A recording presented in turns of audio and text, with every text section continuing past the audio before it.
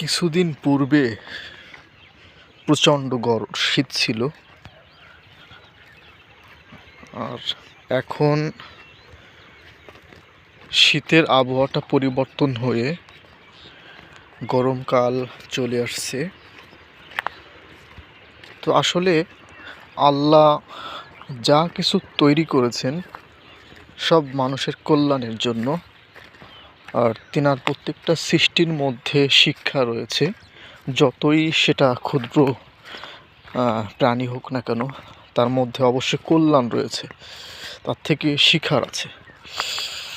তো আল্লাহর সৃষ্টির মধ্যে কত সুন্দর বৈচিত্র্য, যে কখনো শীত কখনো গরম, কখনো শীত গরম মাঝামাঝি। আসলে আল্লাহর দরবারে আমাদের যেভাবে আমাদের মাথাকে নত করা উচিত ছিল, সেভাবে আমরা মাথাকে নত করতে পারি না। আসলে আমাদের উচিত মাথাকে নত করা আল্লাহর প্রতি, তাহলে আল্লাহ আমাদের প্রতি খুশি হবে এবং আমাদেরকে তার যে নিয়ামত আছে সেটা আমাদের জন্য আরও বৃদ্ধি করে দেবে। আর যদি কৃতজ্ঞতা প্রকাশ না করি তাহলে তো আল্লাহ আমাদের প্রতি অখুশি হবে এবং আল্লাহ আমাদের কাছ থেকে নিয়ামতকে কেড়ে নেবে। এই পৃথিবীতে আসলে আপনার অনেক কিছু থাকতে পারে, সেটা তো আল্লাহই দিয়েছে, কিন্তু এই দয়াটুকু পরকালে সবার জন্য থাকবে না।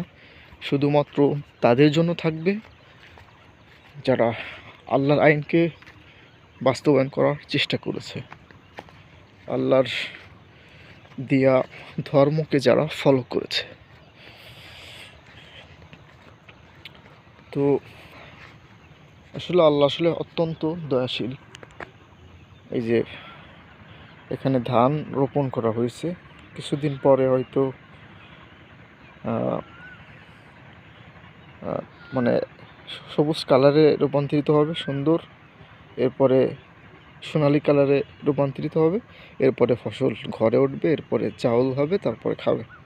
আলহামদুলিল্লাহ। তবে একটু পরিশ্রম করা লাগবে, কারণ আল্লাহ তাআলা মানুষকে শ্রম নির্ভর করে তৈরি করেছেন। তো যেহেতু শ্রম নির্ভর করে তৈরি করেছেন, সেহেতু আমাদেরকে অবশ্যই একটু পরিশ্রম করতে হবে, তাহলে ইনশাল্লাহ আমরা সফলতা অর্জন করতে পারবো। বন্ধুরা, তাহলে আজকের মতো ভিডিওটি শেষ করলাম। দেখা হবে পরবর্তী ভিডিওতে ইনশাল্লাহ।